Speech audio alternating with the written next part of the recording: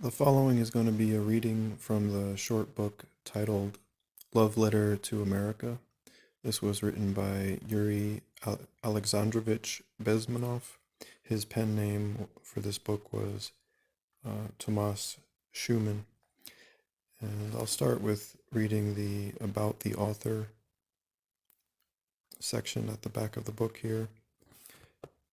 Yuri Alexandrovich Bezmenov was a former KGB officer and journalist who worked for the Novosti press agency and who ultimately defected from the Soviet Union to Canada. And that occurred, by the way, in July of 1970, so almost exactly 51 years ago from the time I'm speaking today, which is June of 2021. Yuri chose freedom. Writing as Tomas Schumann in Love Letter to America, Yuri describes Soviet genocidal communism and explains how good it is to be free. End quote.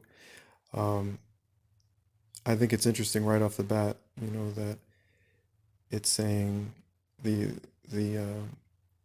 editor of this book is saying that he chose freedom by going to Canada.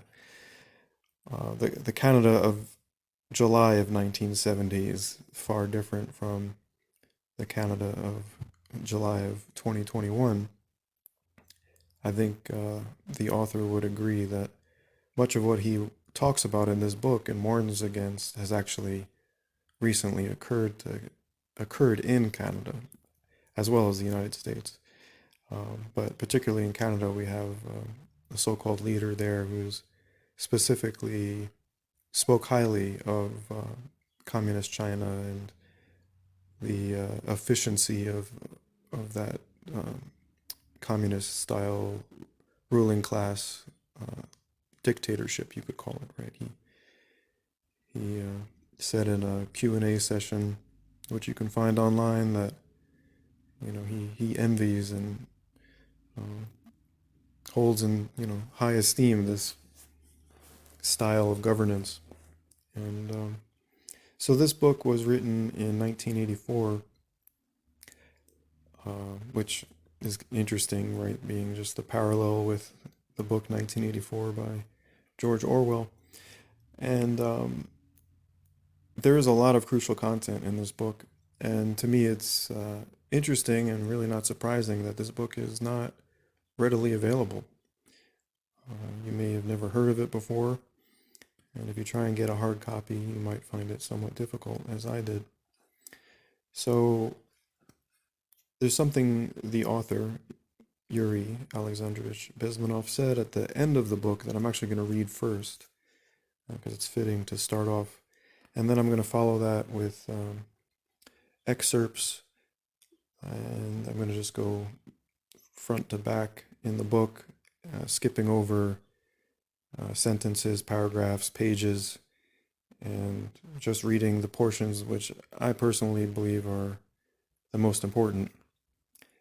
So to start with this excerpt from the last page, the author says, quote, "This book is my love letter to America.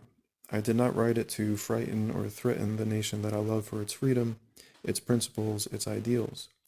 But if you were walking across the street with a friend and saw a car barreling down upon you both that your friend did not see, would you say nothing to your friend and move out of the way, leaving him to be hit? Of course not, and I do not intend to do that to you." Okay, now I'm going to start from closer to the beginning of the book on page 12. So here he's talking about his view on the United States. Quote, "The last real frontier of freedom. This is it, dear Americans. Your country, and mine now, will be the last to be liberated, quote unquote, by Marxist, socialist, and domestic, quote, do-gooders, end quote. If the, quote, liberationists, end quote, succeed in bringing their New World Order to America, chances are you and I will meet in front of a firing squad, or worse, in a re-education forced labor camp in the Alaskan People's democratic republic. You have too many concrete examples of what communist, quote, liberation, end quote, has done for other countries to believe that I am wrong when I warn you that we are on the brink of disaster. From one that has lived, worked, and seen firsthand the realities of day-to-day life in a communist socialist state, you must wake up now and start defending the rights and freedoms you now have. No matter how many problems you think the U.S. may have, believe me when I say that they are nothing in comparison to the troubles you will experience if the U.S. continues to agree and sympathize with communist socialist doctrines, end quote. And when I say, when I'm reading from the author and he's saying things like, Soviet or Soviet Union or USSR, I think it would be helpful to the listener to replace those with just the word communist so that it has, full present day relevancy to your ears. Okay, continuing on. And at the end of this reading, I'm going to read a few excerpts from an article that just came out this month, June of 2021, commenting on the Trojan horse of so-called like pro-democracy movements, pro-social justice movements that are really bringing forth communism here in the United States.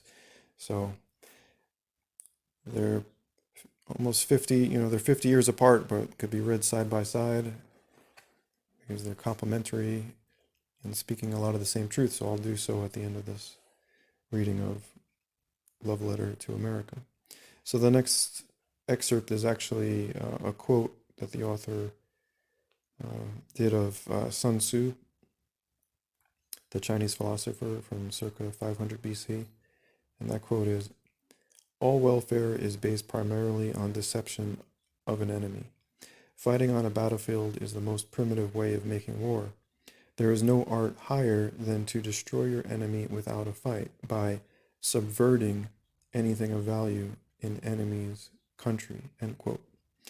And also, when the author has put a word in all caps, I'm going to read that as if it's italicized. So I'm going to emphasize the word more as the author wanted the reader to do.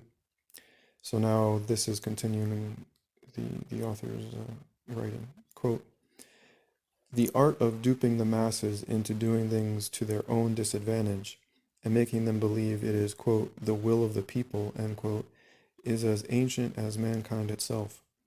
The essence of subversion is best expressed in the famous Marxist slogan, if you substitute proletarians for a more appropriate word, useful idiots of the world, unite. To achieve the desired effect, the subverter must, first, make idiots out of normal people and divide them before turning the people into a homogenized mass of useful and united idiots." So in the year 2021 now, this should sound familiar to folks that are not believing the mainstream narrative and not going lockstep with all of these medical lockdown, so-called rules. All right, continuing, the author lists some things here of how that is carried out. There's number one here, cover with ridicule all the valid traditions in your opponent's country. So, for example, I would say, like firearms training or traditional gender roles. These valid traditions are being portrayed as if they're, just dangerous and immoral, outdated, etc. All right, he has number 4, do not shun the aid of the lowest and most despicable individuals of your enemy's country. And that brings to mind, people that have openly self-described themselves as Marxist organizers and, the backing of many politicians that they've received. Okay, number 5, spread disunity and dispute among the citizens. And then he says, sound familiar? About 2,500 years later, We can read this very same instruction. And then he goes on to say about talking about a document called the Rules of Revolution. Number one is corrupt the young, get them interested in sex, take them away from religion, make them superficial and enfeebled. Number two, divide the people into hostile groups by constantly harping on controversial issues of no importance. Number five, he has as by encouraging government extravagances, destroy its credit, produce years of inflation with the rising prices and general discontent. Number six, incite unnecessary strikes in vital industries, encourage civil disorders, and foster a lenient and soft attitude on the part of the government towards such disorders. When I read that, it reminded me of just some of the strange things that have happened very recently concerning energy and oil supply, like you know, unusual power outages that didn't seem to fit the actual weather. That the storm or whatever that passed through didn't seem like it should have caused such a devastating effect on the state. I believe that was in Texas, where they had a unusual power outage that seemed to be more the result of people basically in control of the utility. And then likewise, along the East Coast, there was a shutdown of the pipeline. I believe that was blamed on hackers. I think they're, calling it, cyber terrorism or whatever. But who knows if it's, who's really pulling the switches behind the scenes there to strike at vital industries and encourage civil disorder, as the author here describes. Number seven, cause breakdown of the old moral virtues, honesty, sobriety, self-restraint, faith, and the pledged word.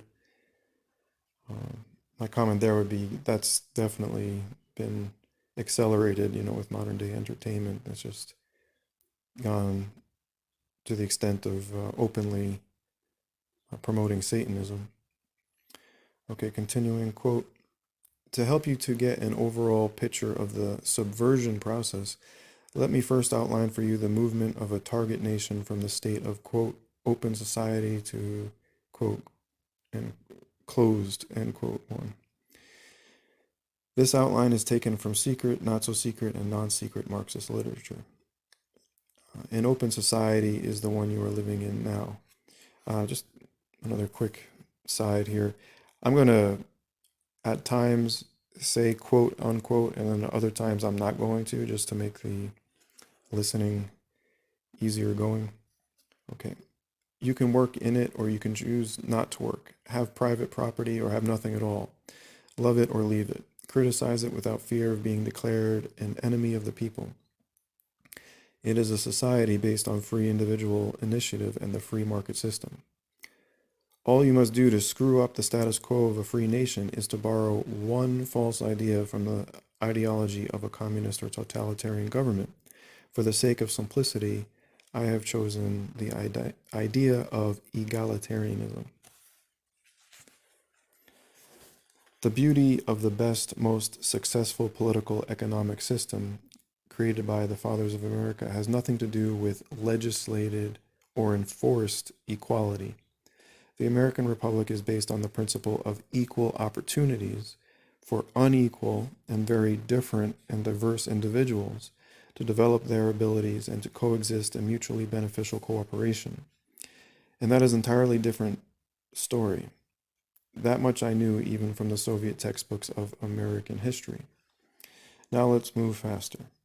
People who have declared themselves to be equal will inevitably come to expect more for their individual needs, which sooner or later will tragically come to conflict with the unequal reality. That will automatically produce discontent. Unhappy and discontent masses are less productive than those who are happy being what they are and making the best of it. Decreased productivity, as we all know, leads to such unpleasant things as inflation, unemployment, and recession. These in turn cause social unrest and instability, both economic and political. Chronic instability breeds radicalism as a means of solving problems. Radicalism is the precondition of a power struggle which may, and has often, resulted in violent and forceful replacements of power structures.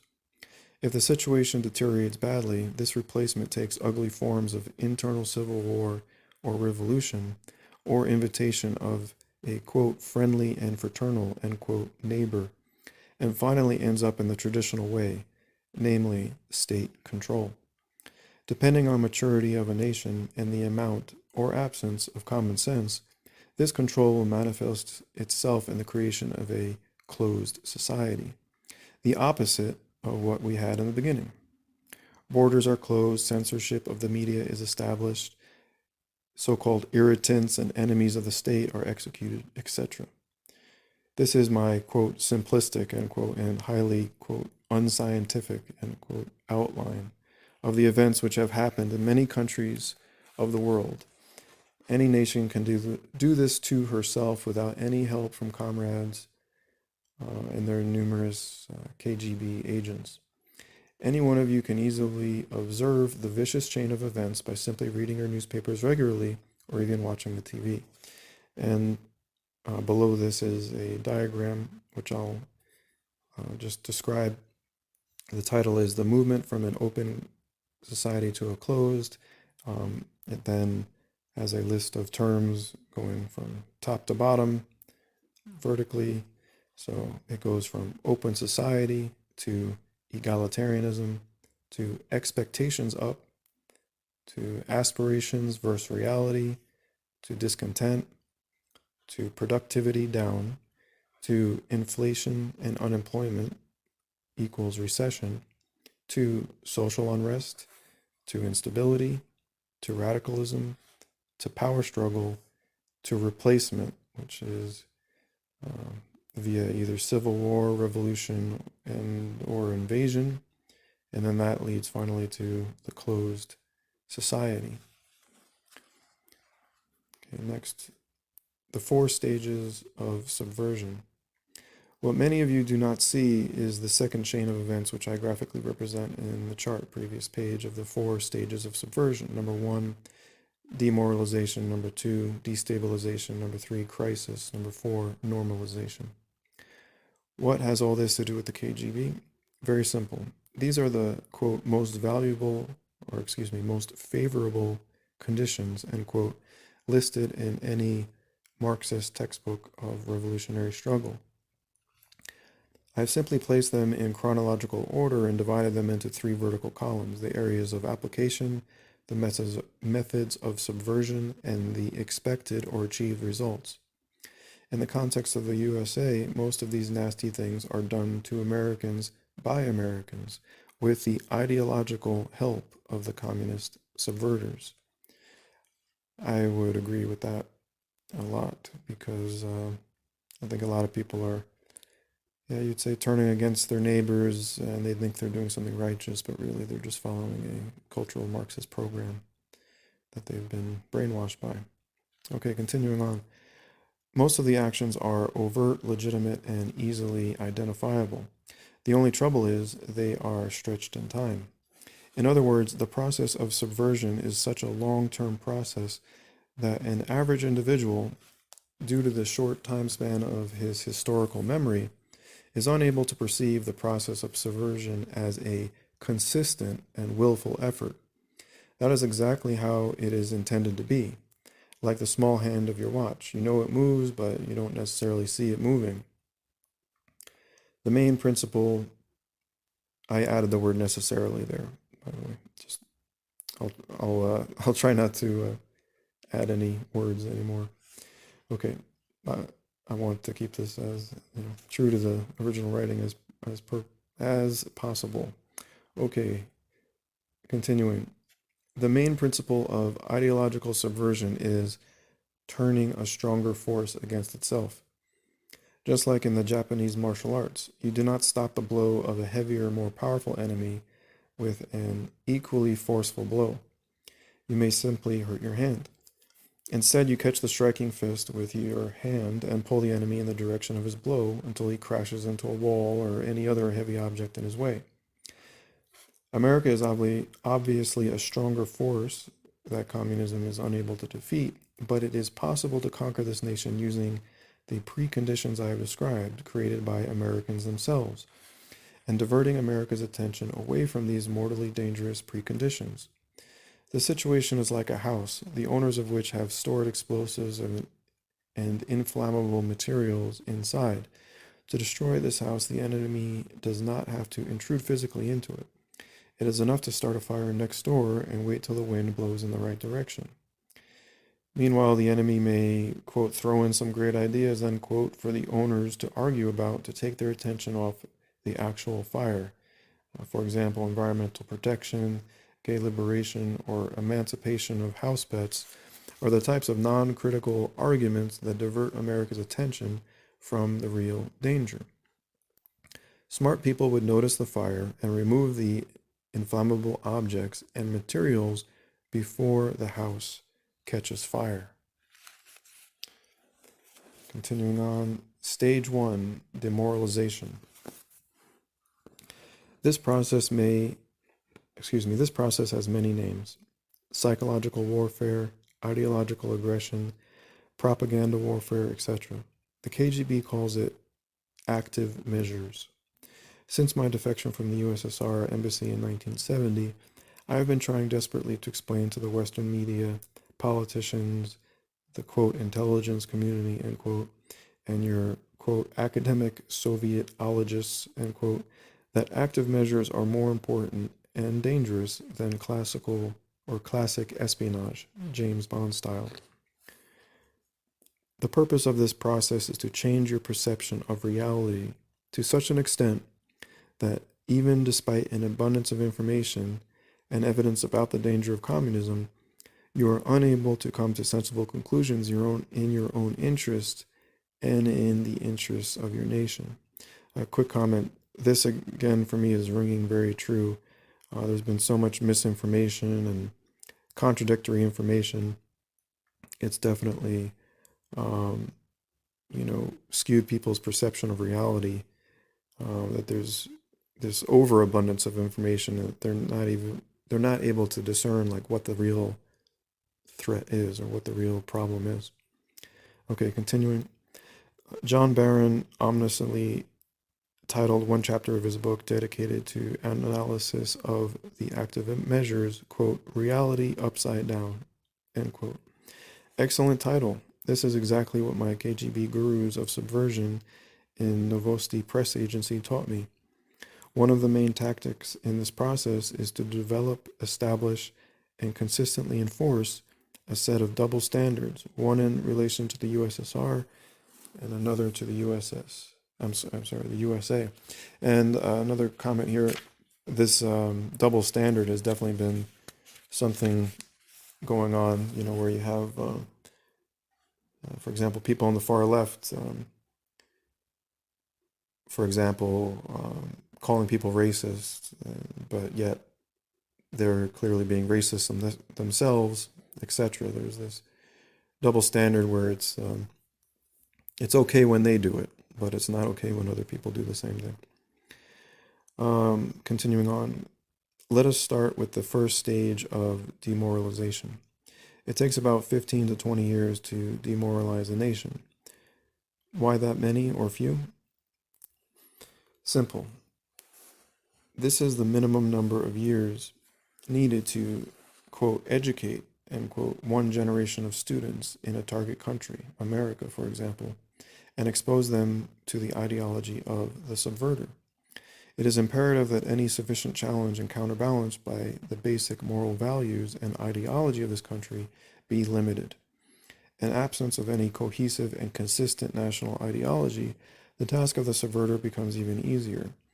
In the USA, as we all know, there is multiplicity of ideas and ideologies today without proper emphasis on the main and basic American ideology of the original republic and the free market system.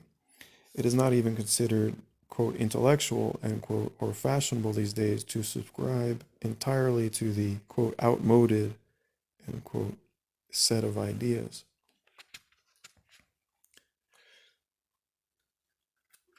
Okay, continuing on, this is page 42.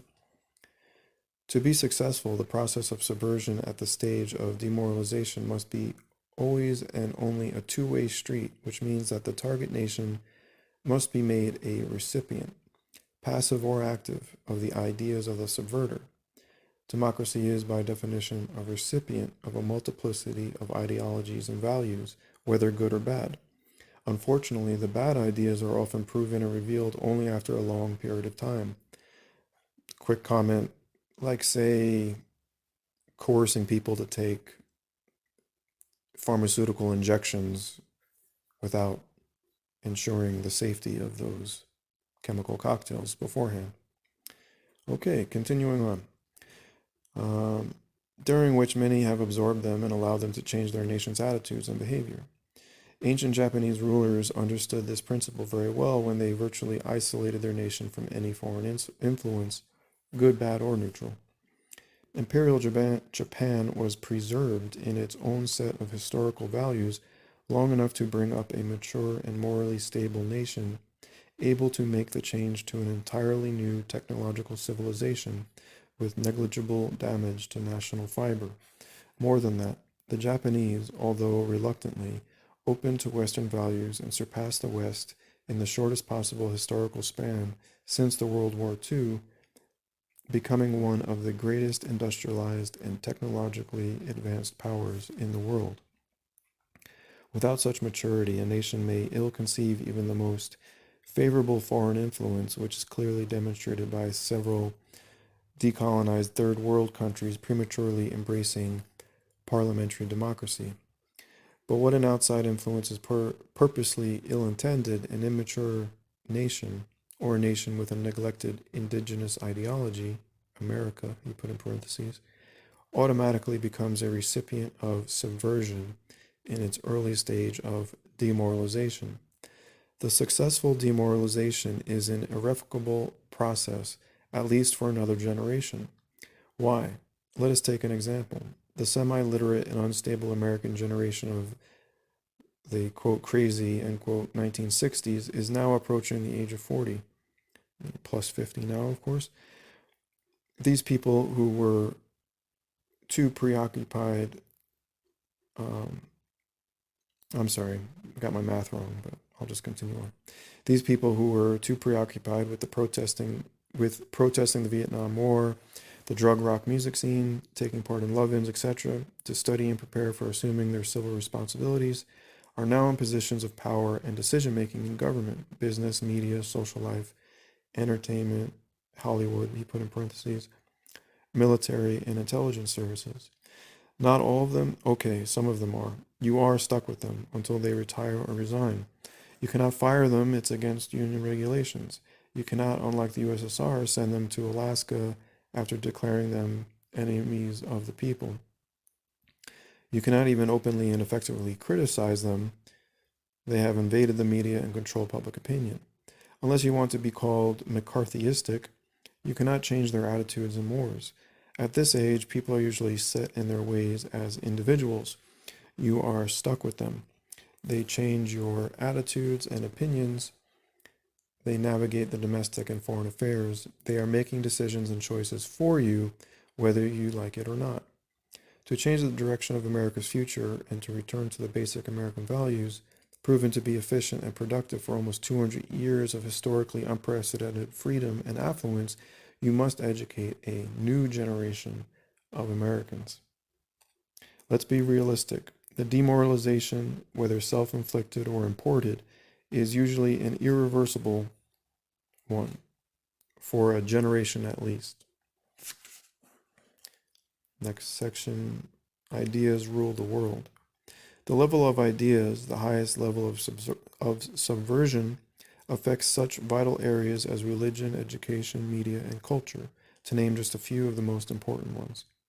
If we look back in history of mankind, we may notice that the greatest upheavals and changes were caused by ideas, by faiths and beliefs, not by knowledge or things. Few people sacrifice their comforts and lives for such trivial things as a new car. Scientific knowledge seldom generates strong collective emotions. Many scientists have preferred life and affluence to death for scientific truth. Again, that would ring very true. That does ring very true for these so-called scientific experts that are pushing dangerous pharmaceuticals on folks today. All right, continuing on. I have never heard a man who would staunchly face a firing squad for the sake of defending the truth of the law of gravity, or that 2 times 2 equals 4. Faith in the teachings of Jesus Christ generated such tremendous moral force in millions of human beings for the past 2,000 years, however, that people will willingly and happily accept violent death and torture rather than deny their belief in Christ.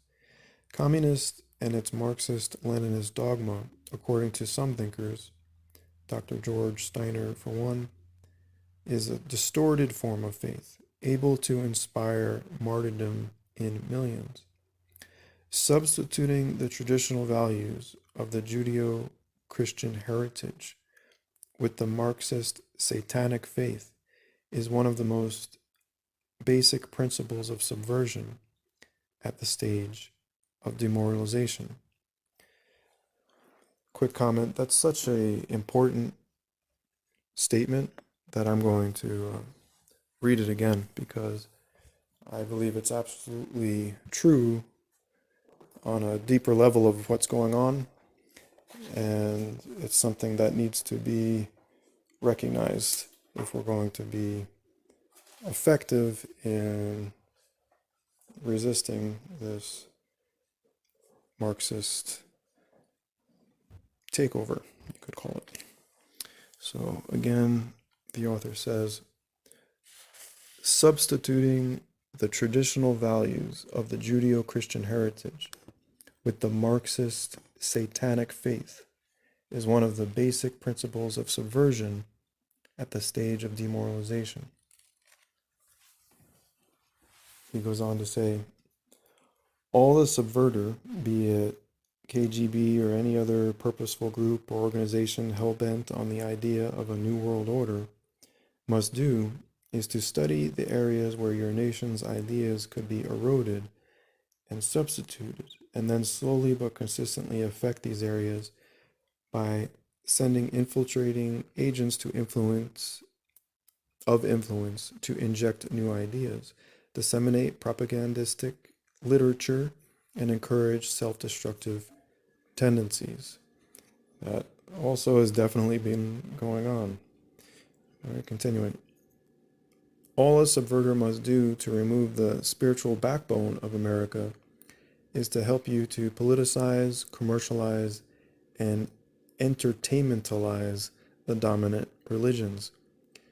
There are many other contributing factors the subverter can also take advantage of, such as the development and spreading of various religious cults, including satanic and death cults, preaching moral relativity, and removing religion and prayer and any prayer from schools.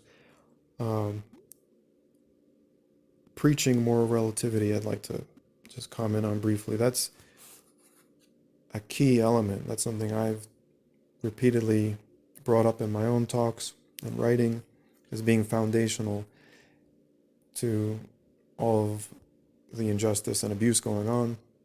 And it actually goes back to the very beginning of humanity with the distortion of the knowledge of good and evil, which led to the downfall of humanity. That is moral relativism or moral nihilism. False morality is the root problem, because most people are good-natured in spirit. You have to deceive them as far as what's good and what's bad in order to get them to go along with evil agendas. Okay, continuing. Let's move on to page 48. Now he's talking about how entertainment is infiltrated with cultural Marxist propaganda.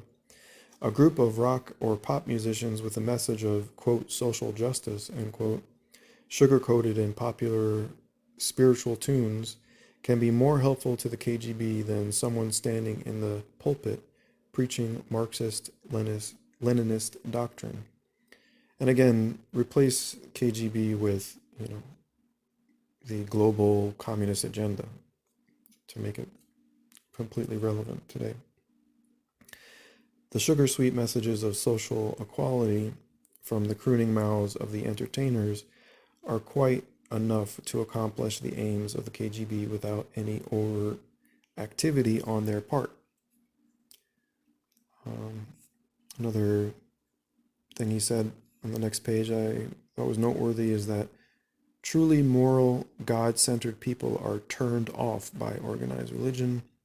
He goes on to say, all the subverter must do now is to keep on further discrediting the main body of the church by harping at religion in general as, quote, just another means of the capitalist exploitation of masses and a profit-oriented opiate of the people, end quote. And the Soviet propaganda and its fronts, such as Novosti Press Agency, does exactly that, and quite successfully, through thousands of, quote, liberal, end quote, and leftist media establishments in the USA. To put it in atheistic terms, a target country allows the subverter to use the area of moral values for dissemination and enforcement of amoral ideas and policies, end quote. Quick comment there, that is a crucial statement there. The dissemination and enforcement of amoral ideas. All of this medical tyranny fits that to a T. It's pushing something that is abusive and violating your fundamental right to own and control your own body and make your own preventative healthcare choices. And they're pushing that, they're disseminating that, and then they're enforcing that amoral idea, right? Amoral being having no connection to sound morality, right? And then he's talking about people, though, that go along with it. And again, this rang so true to the past year and a half in particular, with people, been called like members of the COVID cult or the mask cult, the vax cult. He says, quote, some of them struck me as individuals pathologically unable to say or hear truth. They were simply allergic to any facts or opinions which would undermine their, quote, spiritual, end quote, affiliation with the Soviet manipulators. And that brings to my mind, for example, a video I saw of folks that approached people that were on a long line outside to get vaccinations, so-called vaccinations, to get injections. And they were giving them information about folks that have had bad reactions, from minor to severe to, to death, all the way up to including fatal reactions. And the majority of the people in line wouldn't even look at the information. So it's like he's saying here, they were pathologically unable to hear truth. They were simply allergic to any facts or opinions which would undermine their affiliation with those that were actually manipulating and harming them and abusing them and deceiving them. So like in a cult where the cult leader can actually be leading the cult members to destruction, they oftentimes, will not listen to anyone on the outside who's trying to warn them about the danger of what they're taking part in, right? It's classic cult behavior, and that's why also the term Stockholm Syndrome has been so cogent for the behavior of what we call like sheeple for the past year and a half. Okay, continuing on, quote, the complete confusion of God-related and politically subverted related goals is obvious. So again, they've made it like almost of a, religion. And so there's been this confusion again, and idolatry, right? If you're replacing God with something else, it's a form of idolatry. And like I said in my previous talk on what you need to know about idolatry and abuse, they go hand in hand. People don't accept abuse from a so-called regular person, but they will accept it from someone who they idolize, right? It's not okay for your neighbor to commit extortion against you or coerce you to take whatever injections or medical devices that they come up with. But it is okay to the idol worshiper, for the people they idolize to do so. It's a delusion that goes hand in hand with atheism, and it's what we could also call Stockholm Syndrome. So the author continues, the result of the demoralization of religion, and this is an interesting portion here, he says, quote, analyzing the dead civilizations of Egypt, Maya, Mohenjo-daro, Babylon, etc., comes to an ominous conclusion, and he has this all in all caps. Every one of these civilizations died when people rejected religion and God and tried to create, quote, social justice, end quote, along the socialist principles. I'll repeat that portion that he again has in all capital letters. Every one of these civilizations died when people rejected religion and God and tried to create, quote, social justice, end quote, along the socialist principles. Thus, socialism, if unrestrained, will ultimately lead to the physical death of all mankind. Okay. Next section, titled Mass Education. The Marxist-Leninist concept of education emphasizes, quote, environment, end quote, and mass character of education over individual abilities and quality. The Western public seldom receives the explanation of the price of the state-controlled socialist-type education. Political conformity to dictatorship, ideological brainwashing, lack of individual initiative in educated masses.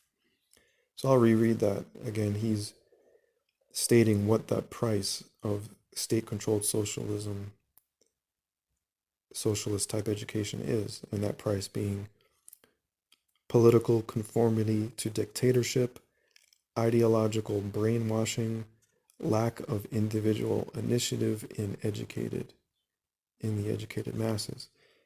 And quick comment, that's why a lot of sane parents are taking their kids out of public education in the United States now, because they observe exactly that going on. All right, continuing. The American romance with state-run education, as encouraged by KGB subverters, has already produced generations of graduates who cannot spell, cannot find Nicaragua on a world map, cannot think creatively and independently. I wonder if Albert Einstein would have arrived at his theory of relativity if he had been educated in one of today's American public schools. Most likely he would have discovered marijuana and variant methods of sexual intercourse instead. Wouldn't you agree that KGB-sponsored demoralization is not going to produce the dynamic, talented, and fruitful young Americans of the future? Contemporary American permissiveness and moral relativity in education have greatly facilitated Soviet ideological subversion tactics. The main methods of Soviet demoralization of American education. And he lists several. I'm going to skip ahead from starting with number 4.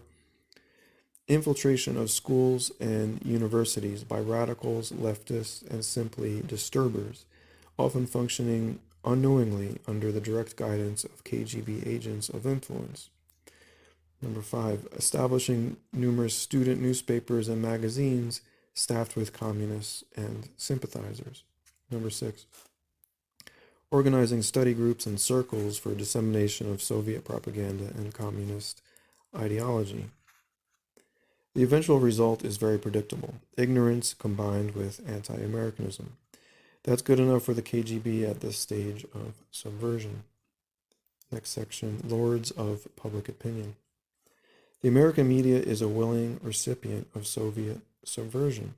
I know this because I worked with American journalists and correspondents in Moscow while on the Soviet side, and after my defection to the West, people habitually refer to the American media as, quote, free, end quote, ignoring the obvious and commonly known fact that most of the powerful media in the USA is already monopolized both financially and ideologically by what are referred to as, quote, liberals, end quote. American media chains belong to fewer and fewer owners who do not seem to mind that the media is being almost totally, quote, liberalized, end quote. Liberalism in its old classical sense means above all respect to individual opinion and tolerance to opposing views. However, in my own experience, communist defectors who have requested and sometimes literally begged to have stories of their life in the Soviet Union told to the American people via the major American media have been completely ignored.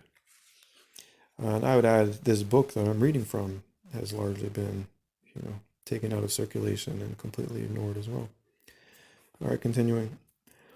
One of the most devastating methods of Soviet subversion in American media is the discrediting of authors like me and the information and opinion of those who come up with clear evidence of communist crimes against mankind. Introduction of non-issues is another powerful method of demoralizing at the level of ideas. It will take another full-size book to describe in detail this method. Suffice it will be here to give a brief definition of non-issues. An issue, the solution of which creates more and bigger problems for majority of a nation, even though it may benefit a few, is a non-issue. Parentheses. Civil rights of homosexuals is not an issue. Defending sexual morality is the larger real issue. End parentheses. A quick comment on that would be many people pointing out that a problem with pedophiles and child abusers, especially among people in positions of power, would be something that needs to be given more focus rather than what the politicians, perhaps some of them involved in that very sexual immorality, are parading as the real issue, virtue signaling gay rights as, the main issue. Meanwhile, some of those same people may actually be pedophiles. Okay, continuing on. The main purpose of non-issues and the devastating result of their introduction is the sidetracking of public opinion, energy, both mental and physical, money and time from the constructive solutions. Soviet propaganda elevated the art of infiltrating and emphasizing non-issues in American public life to the level of actual state policy. And comment here, that's definitely going on currently, where we have all of this intersectional cultural Marxist ideology becoming more and more part of policy, especially with hate speech laws in particular being a vehicle, another Trojan horse for more state control, more communism in general, right? Less freedom, less free speech. Continuing, this is the section Addictive Mass Culture.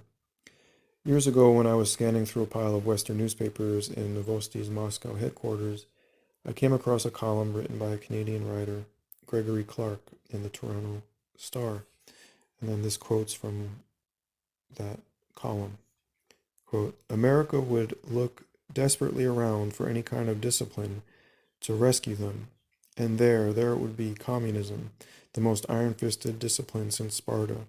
The victory would be bloodless, except, of course, in concentration camps, torture, prisons, and things like that. but nobody would know about that because of censorship of the press, end quote. The author continues. This was written in 1959. The accuracy of this description of our activity stunned me. We had just completed helping a gaggle-headed communist entertainer, Yves Montand, to prominence in Moscow, and were halfway through with publicly elevating obscure Indian filmmaker Raj Kapoor to fame. The editorial offices of Novosti were teeming with sleazy foreign singers, poets, writers, artists, musicians, and intellectuals coming to my country for support in their progressive struggle against their own, quote, decadent capitalist, end quote, societies. A quick comment, I believe that's definitely going on with a lot of artists nowadays, whether that's artists that you see pushing satanic imagery or pushing communist ideology. They're given more of a front and center view. They're given more publicity and record deals and TV spots, etc. to get them to be a vehicle for that agenda to the public. Continuing, there is not much I can add to that statement of a wise Canadian columnist today. Yes, KGB encourages demoralization of America through the mass culture by relying upon the help of the useful idiots of the entertainment business. All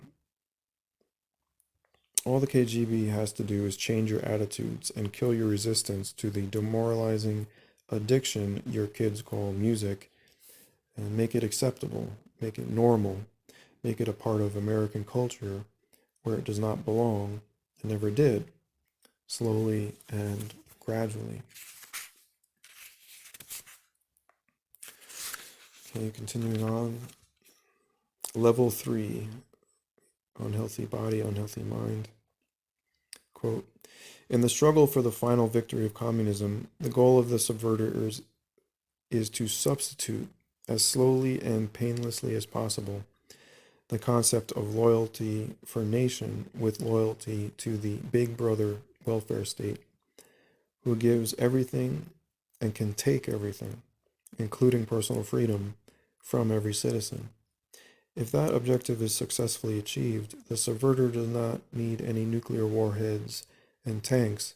It may not even need the physical military invasion.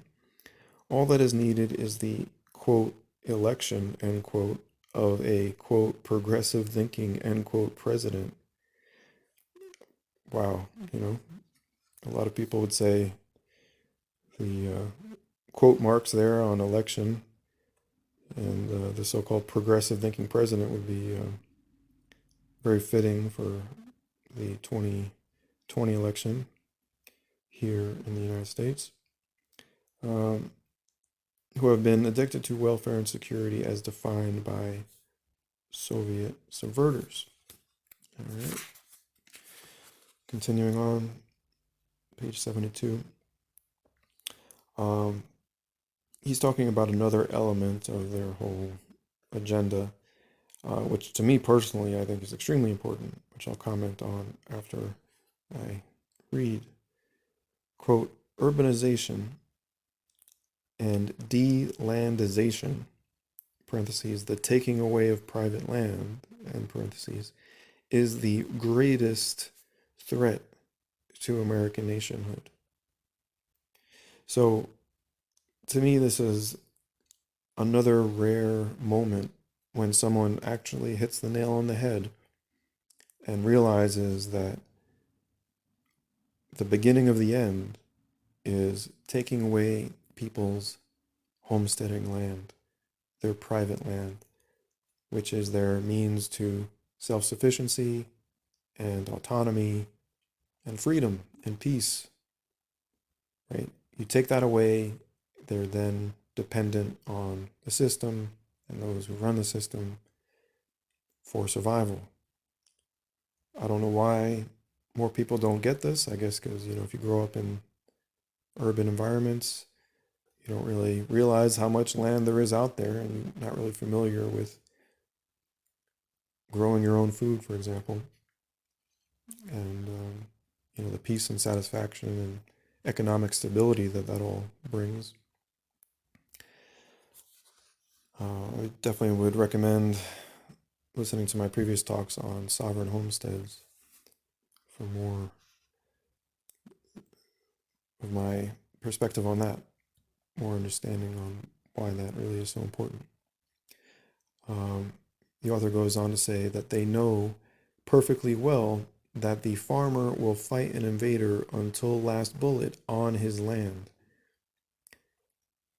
Underprivileged or urbanized masses, on the other hand, may feel like meeting an invader with flowers and red banners. Alienation of people from privately owned land is one of the particularly important methods of demoralization, end quote. And I would completely agree with that. Disconnecting people from the land not only undermines them on an economic level and on a personal freedom level, but it also alienates them from the satisfaction that can be gained from a long-term relationship with a piece of land, cultivating it and shaping it, and growing the food for your family, and growing trees and watching them slowly get bigger and bigger, and eventually produce fruit or nuts, if they're fruit or nut bearing trees. And it's just a whole enjoyable and wonderful natural way of life that is taken away from people when having your own private homestead is made economically impossible for most people. It's alienating them from the earth, and it actually alienates people from their neighbors because it destroys strong communities. If you don't have a permanent, if you so choose to have a place that you'd like to make permanent for your family location, and then have neighbors that can do the same, that's going to be where you're going to have long-term relationships with neighbors and strong communities, rather than people always in transit looking for work wherever they can find it, or living in cities and apartments where you oftentimes don't even know who you're sharing a wall with in an apartment building. Okay, let's continue on. This is page 74. He's talking about, again, who I put under like the cultist or the Stockholm syndrome folks. And this to me speaks specifically to what's been going on the past year and a half with the whole lockdown medical tyranny going on. He says, quote, "Surely each of individual America who commits these outrageously amoral acts," and to just insert there an example, like the terrible treatment of the elderly during this time, where they've separated couples that are like in their 80s and 90s, telling them it's for their own good, and putting them under extreme just duress, and locking old folks up in quarantine, elderly medical facilities where they deny access to family members. Just cruelty, just like emotional, mental torture in the name of safety. And why do those medical staff go along with it? Well, he says, quote, "Surely each individual American who commits these outrageously immoral acts is not that cruel and egocentric." Well, I'd say maybe some of them are. But anyway, quote, "Let's face it, they're not that broke," meaning like, why don't they just quit or refuse? "So why do they go along with it? My answer is ideological demoralization." And I agree with the author here. They're so caught up in the ideology of this, COVID cult, and the new normal, the so-called new normal of medical tyranny that we're all supposed to accept, that they've just been demoralized and brainwashed by this ideology. They end up, being abusive towards their own family members, but are blind to what they're doing. Or oftentimes they'll have like tears in their eyes, but just think, well, it's what we got to do. It reminds me of a woman I met who had a homestead, and she was keeping a pig there, and it was just like a single pig in their huge front yard. It was more like a field, and they had the pig for years. It had grown very large and become friendly with the family, and particularly with their dog. The dog and the pig had become like best friends. They'd play together, they'd sleep together, sleep next to each other. And I remember being there, and she was talking to me while we were next to this pig, in the yard there. And then she started to tear up and say, yeah, unfortunately, we're going to have to, she probably used some word like harvest him soon or something. She was saying, soon they were going to kill the pig. And it's like this inner conflict. It's like part of her knows that it's a cruel, mean thing to do, but then she's caught up in this ideology, in this case, carnism, that, oh, humans, just have to kill pigs and cows and chickens to get protein or whatever, B12. If we didn't do that, couldn't be healthy and all of society would collapse, or, whatever nonsense they're believing in, whatever BS ideology they're, indoctrinated by, which ends up leading them to commit atrocious things like killing an animal who's come to, trust them and become part of the family, basically. Stabbing that animal in the back, literally and figuratively, right? Okay, continuing. The bargaining process in American labor in many instances is no longer motivated by the desire to improve working conditions and wages. In many cases, it is not bargaining at all, it is blackmail. And in the process of the unlimited growth of union power, the American worker loses the only relevant and real freedom he has in this country, the freedom to choose, to work or not to work, and for how much. Quick comment here. Yeah, when they say, if you don't take this injection, you can't work here anymore, that's an extreme form of coercion, when you're relying on a paycheck to pay for basic necessities of life because you don't have your sovereign homestead where you can, have those necessities taken care of just from the labor of your own hand. If an individual prefers to work for lower pay, parentheses, and it must be his free individual choice, in parentheses, he often is no longer able to do so. Stage 2, destabilization. Here the efforts of subverter narrow down to the essentials. The internal power structures of a target nation, the nation's foreign relations, economy, and social fiber. If the preceding stage of demoralization is successful, the subverter is now no longer concerned about your ideas and your life. Now he gets to the spinal cord of your country and helps you to bring your own society into the state of destabilization. That may take from 2 to 5 years, depending on the maturity of a nation and its ability to mobilize for resistance. The first symptom of instability is expressed as the desire of the population to bring to power those politicians and parties who are charismatic, act like good, quote, caretakers, end quote, and promise more, quote, security, end quote, not from external and foreign enemies, but rather job security, free, quote unquote, free social services, and other pleasure strokes provided by Big Brother. By concentrating the attention of a nation on short-term solutions and, quote, improvements, end quote, such irresponsible politicians simply procrastinate on facing the moment of truth when the nation will have to pay a much higher price for the main and basic problem, bringing the country back to stability and restoring the moral fiber. A compounding factor at this stage is the so-called grassroots participation of the masses in the political process.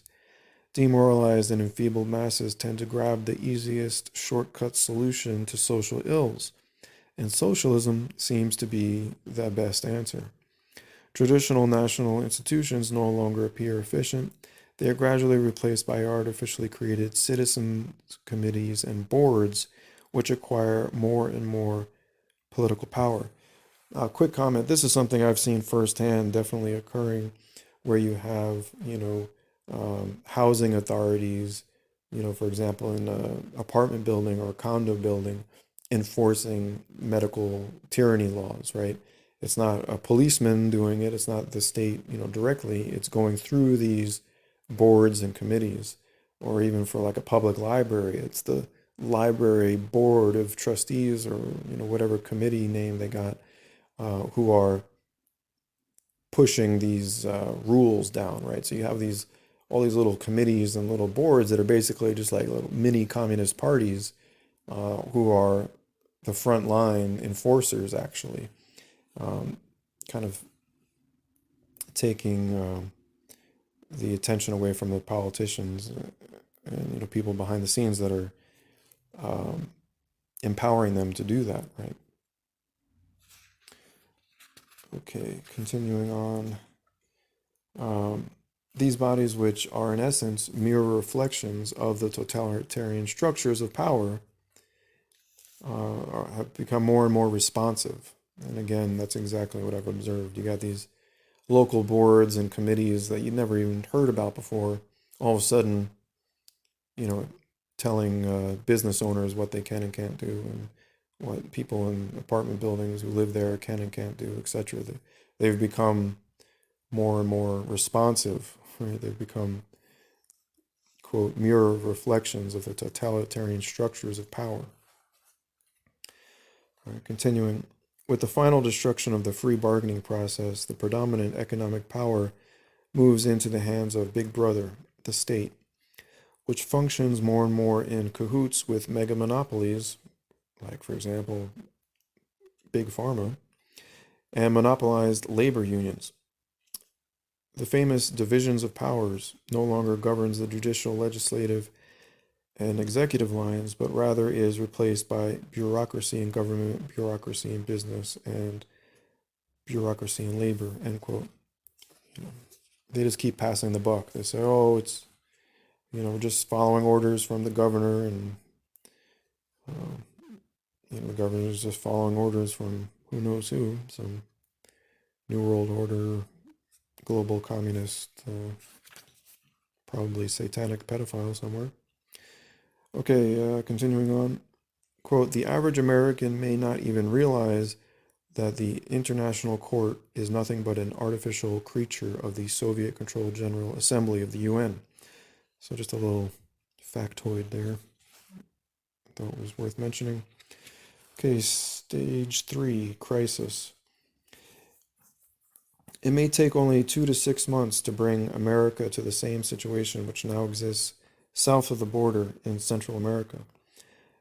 At this third crisis stage of subversion, you will have all your American radicals and Soviet sleeper agents springing into action, trying to seize power as quickly and ruthlessly as possible.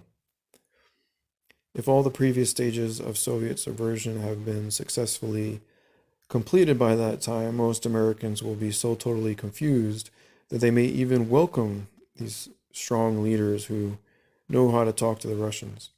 Chances are these leaders will be elected and given almost unlimited emergency powers.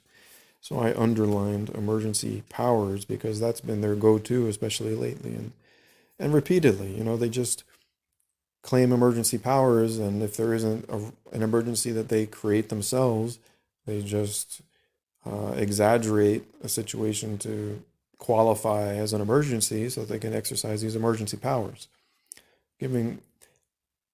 Thinking that that's a safe, option to leave for politicians is just extremely naive.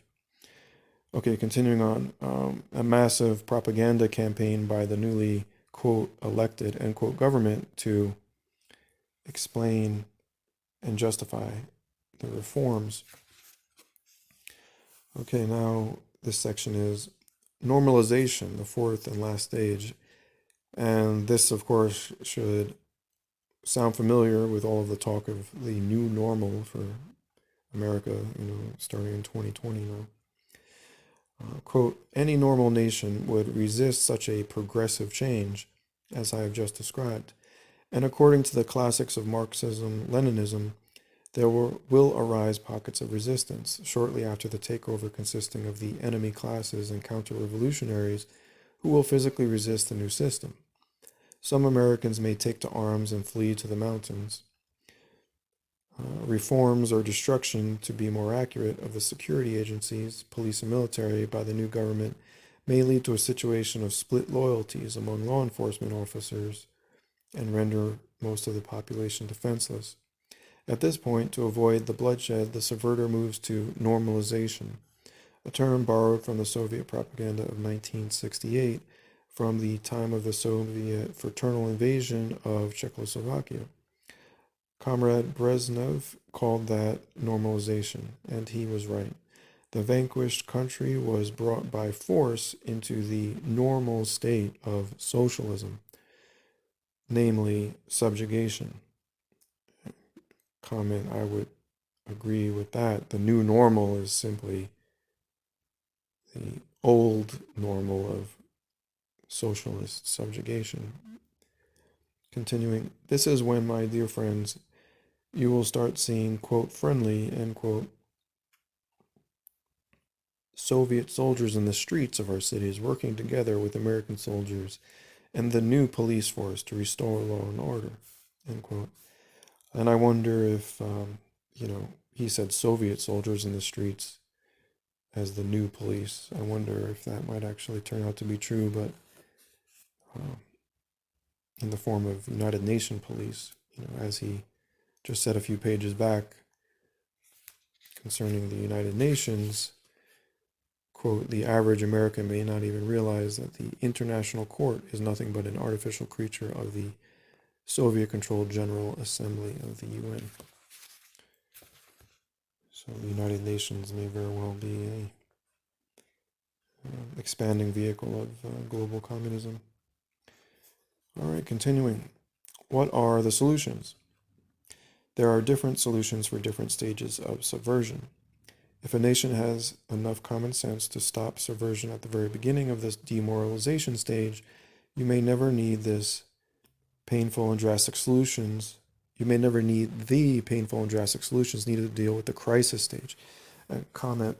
This is exactly what I was talking about in my audio that I just recorded and put up yesterday, saying that the idea that hard times create strong men, and that without these hard times, namely tyrannical times, we wouldn't have strong men. That it, as if the communism or tyranny actually is good in a way, that it serves some good purpose for humanity. I was explaining how that's a false view, and like he's saying here, if you let it get to this crisis stage, the drastic solutions necessary are extreme, right? You're talking about revolution or war, these kind of things, where people are likely going to die. You don't need to get to that drastic stage in order to have strong men. If you had strong men from the beginning that never accepted the lesser forms of the abuse and maintained their strength, right, then it would never get to that point. So you don't need to, it doesn't need to get this bad. We don't need to keep repeating this cycle. We can strike at the root by recognizing people as sovereign individuals rather than repeatedly instituting and supporting a ruling class, which starts out small, and more pro-freedom, and then progressively grows larger and more powerful and more anti-freedom. Like, it's just this repeating cycle, and people dumbly don't recognize the pattern for what it is. They look at it from some other kind of statist angle where they don't identify the real evil, and they say, oh, well, it's not so much government altogether that's the problem. It's men becoming weak, and then that's what makes the government bad. No, it was bad from the get-go, if it's denying people their sovereignty and imposing abusive things on them like extortion, right? it's bad you can't say that those things are actually virtuous from the start when they're not. And that's the problem. That's what needs to be rooted out from the beginning. It's pretty straightforward, but yet people that have been just so brainwashed by statism, even those that are very anti-communist, will still hold on to a statist view because they think that's the necessary evil or what's necessary to avoid chaos, ignoring the fact that we would actually be safer in a world where we didn't have a few people constantly getting more and more power that they then use to be more abusive, right? And their position was abusive from the beginning, like I said, by setting up a system of extortion, by denying you your birthrights, by denying your individual sovereignty, by basically ruling over you, by calling themselves a representative. So, continuing, the author says, the most general solution I can offer for the whole process of subversion is to stop aiding the subverter. And I would agree. That's actually what I was just saying, just to a deeper degree, a more libertarian degree, you could say.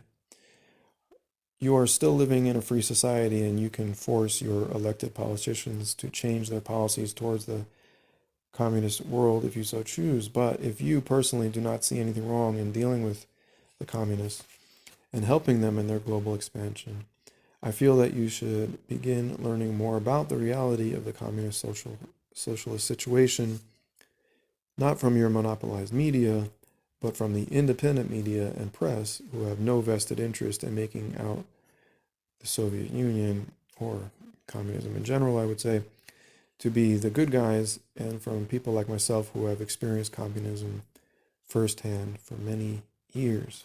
End quote. And that is the last page of the book, page 82. So I hope you found that very interesting. I'm now going to read excerpts from this article published in June of 2021, the month I'm currently speaking within. The title of this article is Democracy, America's Great Hope, or Communism's Trojan Horse. And this was a opinion piece published in the Epoch Times. It's written by Mark Hendrickson. Quote, generations of Americans have grown up hearing that America always has championed democracy and opposed illiberal ideologies such as fascism, socialism, and communism. But if you go to the website of the Communist Party USA, their opening slogan, scroll to the bottom of the page, is, quote, for democracy, end quote. Are communists the good guys? Possibly the true Americans? No, they aren't, as long as we're clear about what we mean by the word democracy. Over the years, I've encountered many statements by patriotic Americans pointing out that the United States of America isn't a democracy, but a republic. While technically true, this isn't particularly enlightening. True, neither the Declaration of Independence nor the Constitution of the United States ever mentions democracy, but the term republic is too vague and generic. Derived from the Latin word public and matters, the generic word republic could refer to virtually any government. My preferred terminology to describe the American polity is that the United States is an essentially democratic, individual rights-based constitutional republic. The key concept is individual rights. My apologies to those of you who recognize the phrase individual rights as redundant, but in an age so saturated by collectivist doctrines, many people view rights as collective rather than individual, and so mutilate justice. I just want a quick comment on an excellent statement there. I completely agree that the key concept should be individual rights, and those that try and twist that into collective rights, or talking about the rights of nature, it all anything like that, any collectivist rights, whether they're saying it's the rights of nature, the rights, community rights, it ultimately boils down to the destruction of individual rights and the empowerment of the state. Continuing with this article. Thomas Jefferson's immortal declaration put forth the most inspired and humane principle of human governance ever articulated.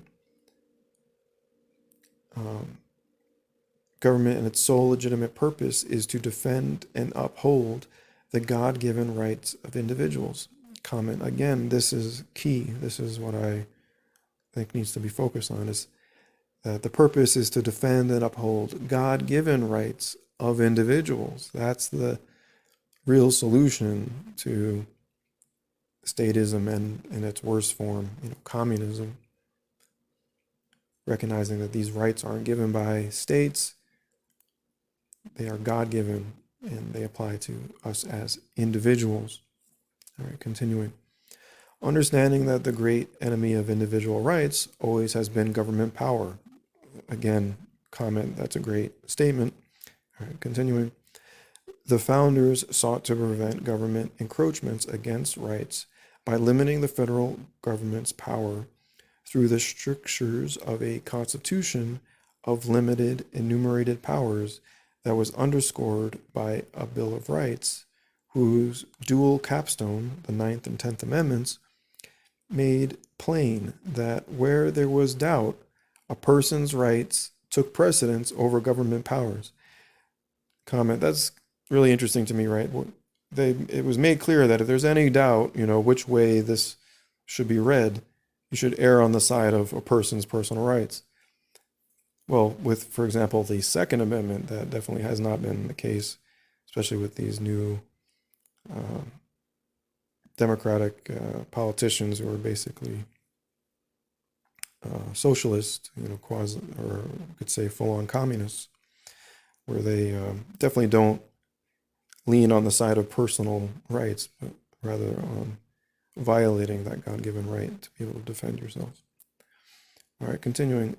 The American Republic provided additional defenses to protect rights by instituting a system of federalism that divided power between a federal government and the various state, county, and local governments, and also by devising various checks and balances, such as dividing the legislative, executive, and judicial functions of government.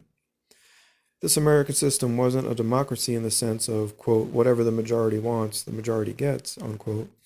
Rather, it embodied a democratic spirit, best expressed by the 19th century American poet Walt Whitman, thusly, quote, the democratic principle would have no man's benefit achieved at the expense of his neighbors. This one single rule, rationally construed and applied, is enough to form the starting point of all that is necessary in government, to make no more laws than those useful for preventing a man or body of men from infringing on the rights of other men, end quote. Notice the key word, rights. The American ideal of a democratic system always has been one in which each individual, whether part of a political majority or minority, would be secure in his or her rights to life, liberty, protection of property, speech, religion, etc. Right, continuing. Communists, on the other hand, crave democracy in the sense of crude majority or majoritarianism. Far from respecting the rights of individuals, communists, parentheses, see Marx and Lenin, end parentheses, praise democracy as a tool to trample the right of capitalists, the bourgeoisie, the rich, et al., and to centralize power in the hands of government. In the Communist Manifesto, for example, Marx set forth his esoteric theory of inevitable historical evolution, from democracy to socialism to communism. Today's Communist Party today's Communist Party USA echoes Marx, quote, for democracy, period, for equality, period, for socialism, period, end quote. We'll skip a critique of communist equality in this article, except to note that the attempt to make everyone equal is a war against nature that can only be waged by treating people unequally. Read Kurt Vonnegut Jr.'s classic short story, Harrison Bergeron, to get the flavor of government enforced equality.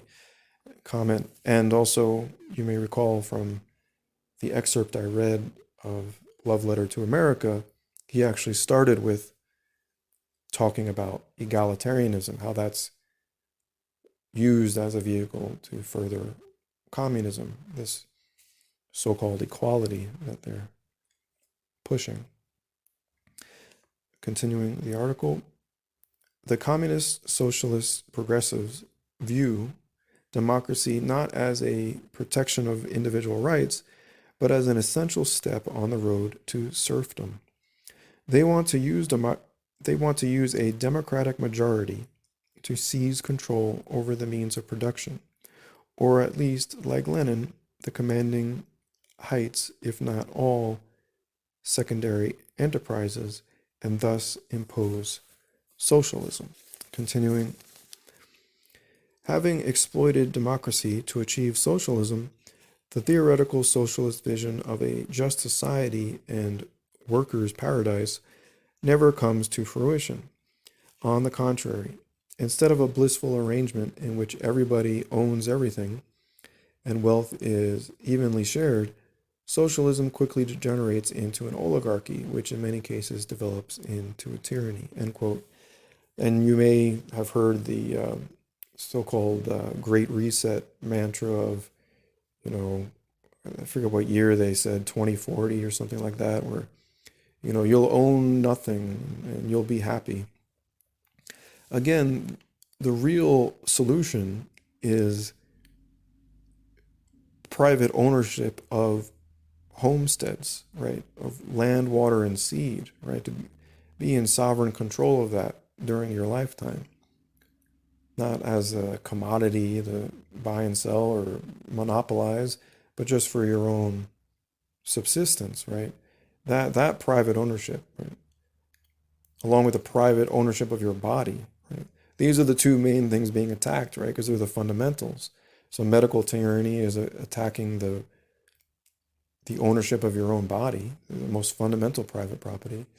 And then property taxes and land costs, water costs, etc. And,